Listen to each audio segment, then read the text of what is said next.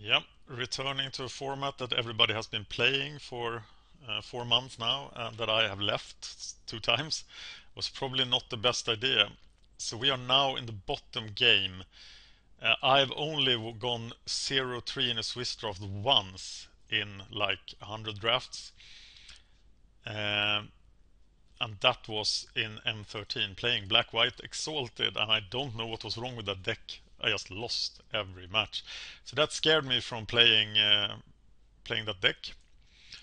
It hasn't happened to me in this format. Moose lost 2-0 there, and then he lost 1-2, so that's the same as me. He is here. Sometimes you will just get a bye in the last round. This is actually not quite a good hand because I only have 2 lands, so maybe I did a mistake again. And it's so easy when you are in this situation to just become frustrated and do nothing right. But I must not do that, though I already have. So now I'm stuck with cards I can't play. Which is much better than being flooded actually, because eventually lands will show up and I will... Oh, he missed his third land drop too. This is truly the finale of the bad decks playing against each other. But when bad decks meet up, the guy who plays a second turn Centaur should come out ahead. Especially if he draws more lands. So what is he? Is he Rakdos or Golgari? I would expect to meet a Golgari deck. But he's Rakdos and he has the spawn of Rixmadi, and I'm gonna have 9 power on the battlefield.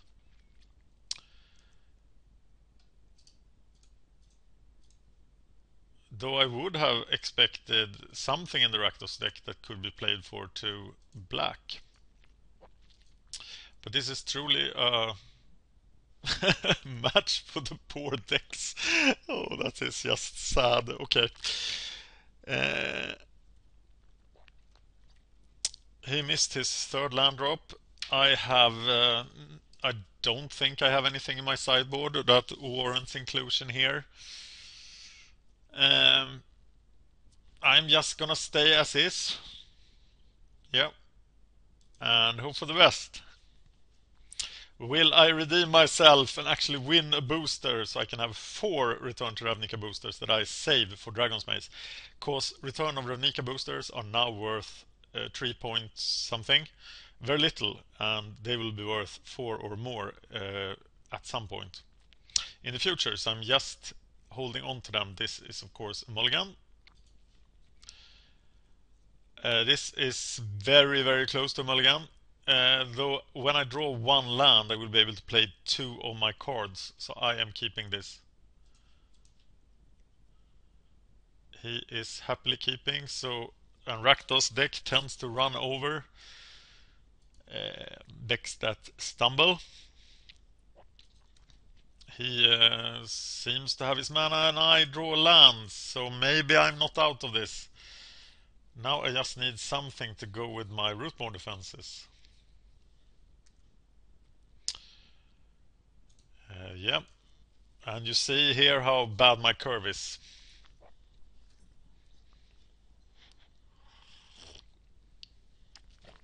Okay, he's blue as well.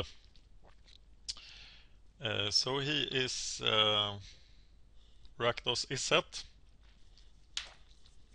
And he's playing a key rune. That means Spawn of Rixmadi can come out and play next turn.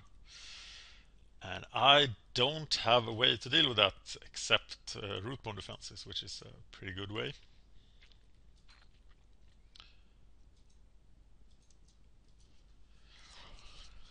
Okay, now he has all the mana he ever wanted for his 5-color his 5-mana monstrosity. So I can get Skull rendered here. It's not much I can do about that. I think I need to play Towering Indrik next turn to maximize the use of my mana to block random blue flyers. If he plays a Spawn of Rixmadi, I'm gonna need a blocker. Bat Tower and Indrik does that job pretty well. Though I'm not sure I want to sacrifice that for the spawn. Electromancer! Maybe that changes something. Maybe that means that... oh, the stupid key rune is online. Maybe that means I need to play another healer, but no, it doesn't. So I am playing the Indrik. Because that is... the Indrik is not afraid of key runes. The problems with the key runes are that you have to keep mana open, and they are too mana intensive for this format. So I hear pro players are very disappointed in the key runes. They looked so good, but they didn't deliver. Once again, I can recommend you Limited Resources, the podcast, best Magic podcast ever, and definitely something that improved my draft game. I know it doesn't show right now, but at some points I can do drafting quite well. I've had a lot of success in M13 and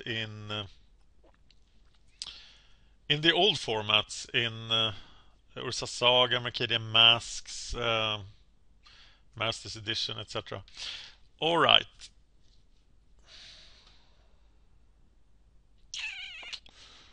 That's a fairly sizable blocker, so maybe it's time to start beating down with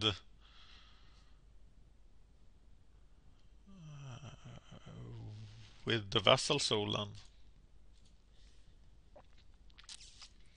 And I'm not afraid to take a hit here from his deck. So if Jailbreaker attacks, I will just let him.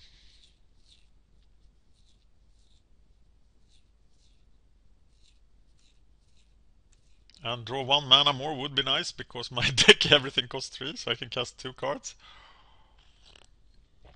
Oh, my curve is so bad. I'm sorry to represent the channel with this RTR draft. If I started the channel 3 months ago, I would have done more RTR drafts and become better at it. But now I will focus on getting better. Gate crash! But I need to win this last match. And I will not be very satisfied if I win, but if I lose, I will be grief-stricken. Oh my god! That's a very powerful card. Though he has in no way broken through on the ground yet. Do I trade with what? Or do I value the offensives this much? No, I don't value the offensive. I will trade with the Jailbreaker. It's a 4... yeah. It's a 4 casting cost thing, and I will trade the 3 casting cost thing for it. So this trade looks profitable.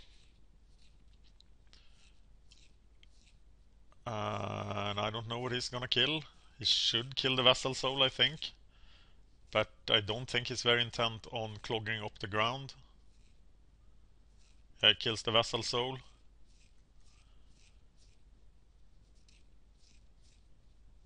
And that leaves Centaur Healer smacking down.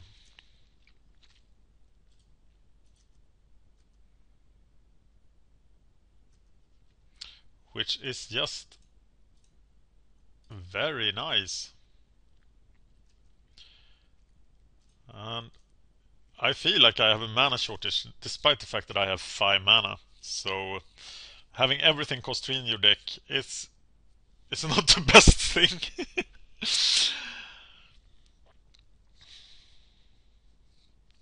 Okay, he can still defend quite well with that key rune, and I'm not under any sort of pressure here. That is a shame. And I'll make a note of that, because I won't play out the Herald like that again.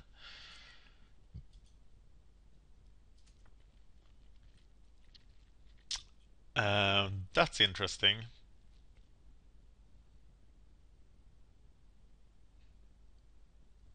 So do I kill the key rune here? Yeah, I think I need to kill the key rune.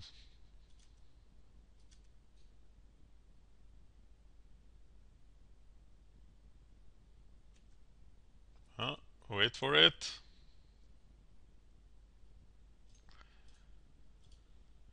Creatures you control are indestructible this turn.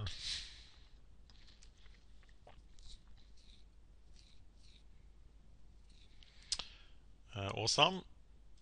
What about this guy? I don't want Guildmage to die now. I really want to get the engine going.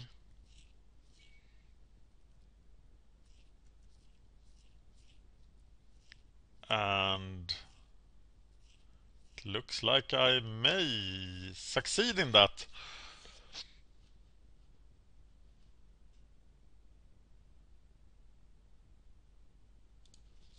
Yeah, it's Beatdown Fest 2013.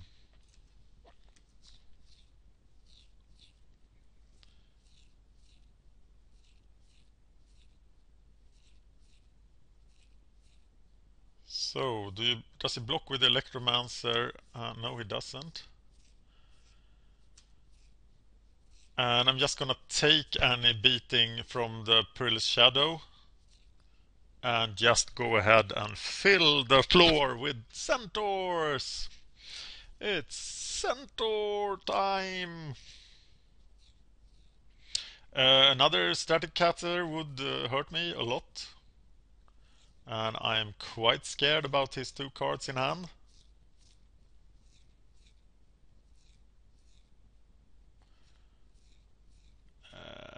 What? So why would anyone play that in limited? Okay. What card would he name? I don't know. What have I shown him? I'm not sure. He should take Centaur Healer. But this is just him casting card not affecting the board. Um, it's really bad actually. He has saved enough mana to kill a Centaur. Okay. So now I can't play Centaur's Herald ever. Uh, that's awesome. I promise I won't.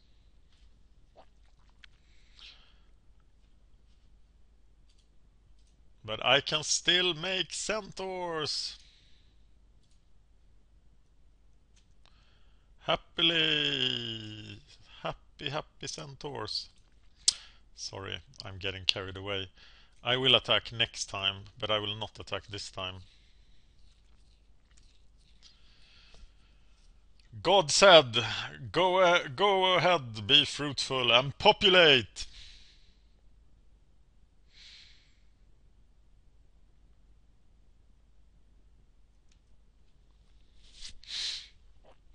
And that is what I'm doing.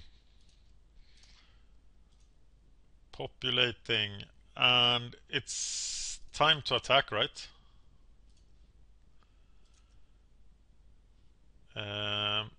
Should I wait one more turn? No, why would I? Let's kill some stuff.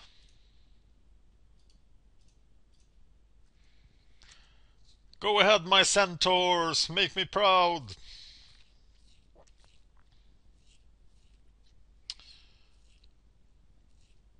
Well, one of them is gonna die. And if he goes for the other one, I have to populate in response. But he's everywhere, and I will need to populate.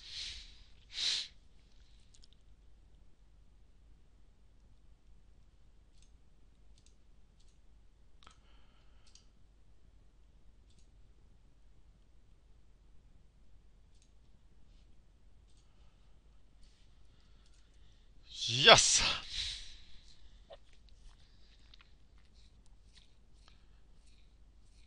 Okay.